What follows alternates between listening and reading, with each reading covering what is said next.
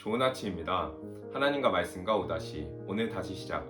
안녕하세요, 이학진 강사입니다. 오늘 함께 묵상할 말씀은 출애굽기 7장 말씀입니다. 오늘 본문의 중심 구절을 함께 살펴보기로 하겠습니다. 출애굽기 7장 13절 말씀입니다. 여호와께서 모세에게 이르시되 바로의 마음이 완강하여 백성 보내기를 거절하는도다. 출애굽기 7장은 6장의 모세와 하나님과의 대화의 연장선의 내용으로 시작합니다. 하나님께서는 형 아론을 대언자로 붙여줄 테니 바로에게 가서 하나님의 말씀을 전하라고 모세에게 명령합니다. 이어 하나님께서는 바로가 모세의 말을 듣지 않을 것이고 결국 애굽은 여러 심판을 통해 여호와만이 참 신임을 알게 되어 마침내 출애굽하게 될 것이라 말씀하십니다. 3절은 하나님께서 바로의 마음을 완악하게 한다고 기록하는데 이는 하나님께서 바로를 완악하게 하셨다기보다는 바로를 그냥 그 본성 그대로 내버려 두신 것으로 해석하는 게 옳은 해석입니다. 하나님을 대항하는 바로의 본성대로 하나님께서 내버려 두셨고 그는 격렬하게 하나님을 저항하게 됩니다. 이렇게 하나님의 명령을 받은 모세는 다시 한번 바로 앞으로 나아갑니다. 모세는 하나님께서 그를 보낼 때에 믿지 않거든 이적을 행하라고 명령하셨던 출애굽기 4장의 내용대로 바로 앞에서 지팡이를 뱀으로 만드는 이적을 행합니다. 모세와 아론이 이러한 이적을 행하자 바로는 마술사를 불러 동일한 요술을 행하게 합니다. 그러나 뱀으로 변화된 아론의 지팡이가 그들의 뱀을 삼켜 먹게 됩니다. 이러한 이적은 어떤 의미를 담고 있을까요? 당시 고대 애굽에서 지팡이는 왕적 권위와 능력의 상징이었고 뱀은 남부 애굽 지방의 수호신으로서 이는 왕에게는 신적 보호와 권능을 의미했습니다. 이러한 상징들을 생각해 볼 때 뱀으로 변한 애굽의 지팡이를 뱀으로 변한 하나님의 지팡이가 삼키는 해당 장면은 애굽에서 절대적인 권위자로 신처럼 군림하는 바로와 이스라엘의 신이신 하나님의 대결이 하나님의 삼킴으로 끝이 날 것을 예고한 것이라 할 수 있습니다.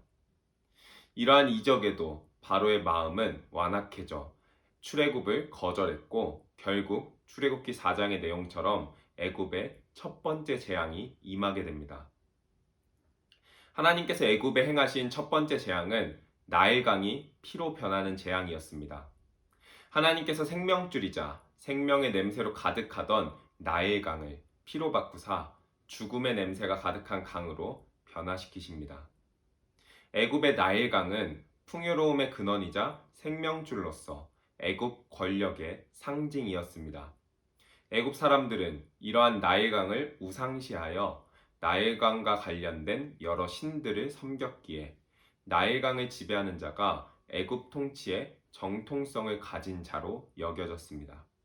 즉, 나일강을 지배한다는 것은 온 애굽 전체를 지배한다는 것을 의미하였습니다. 이러한 의미를 미루어 볼 때 하나님께서 나일강을 치신 사건은 단순히 재앙 이상의 의미로서 나일강으로 대표되는 온 애굽이 하나님의 통치 아래에 있다는 것을 증명함과 동시에 그들이 누리고 섬겼던 풍요로움과 그로 말미암은 우상들은 모두 헛된 것임을 드러내는 사건이라 할 수 있습니다. 또한 나일강이 어떤 강이었습니까? 바로가 히브리 민족을 말살하기 위해 태어나는 모든 남자 아이를 던져 죽였던 강입니다. 애굽이 이스라엘 백성들의 아기를 학살한 장소인 나일강이 첫 번째 재앙의 장소가 된 것은 애굽에 대한 심판이 무자비하게 히브리 아이들의 생명을 앗아간 애굽 왕과 애굽에 대한 하나님의 심판이라고 할 수 있겠습니다. 오늘 오다시를 마무리하며 바로 왕의 완악함에 대해서 묵상하면 좋겠습니다. 오늘 본문에서 성경은 다시 한번 바로의 완악함에 대해서 이야기합니다. 하나님께서는 바로에게 피해 없이 출애굽을 시켜줄 수 있는 기회를 계속해서 주시지만 그는 완악하여 끈질기게 이스라엘을 놓아주지 않습니다. 그가 이스라엘을 놓아줄 때는 지팡이가 삼키어졌을 때가 아니라 장자가 죽음에 삼키어졌을 때였습니다.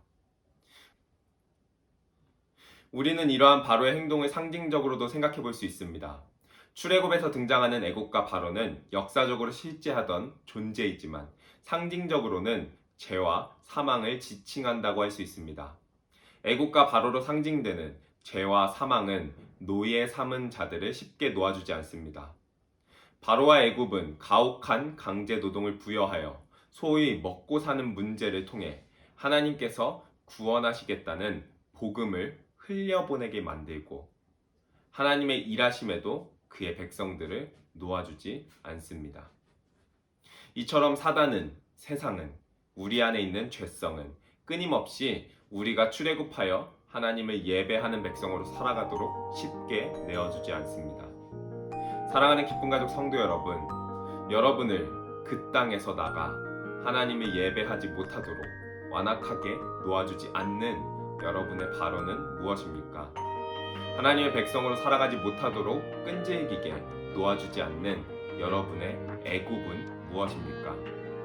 오늘 하루 하나님께 우리 안의 애굽, 우리 안의 바로를 내어놓고 하나님 이 문제를, 이 죄성을 쳐주시옵소서. 주의 백성답게 살아갈 수 있도록 일하여 주시옵소서 라고 기도하며 하나님께 나아가는 하루 되시길 간절히 소망합니다.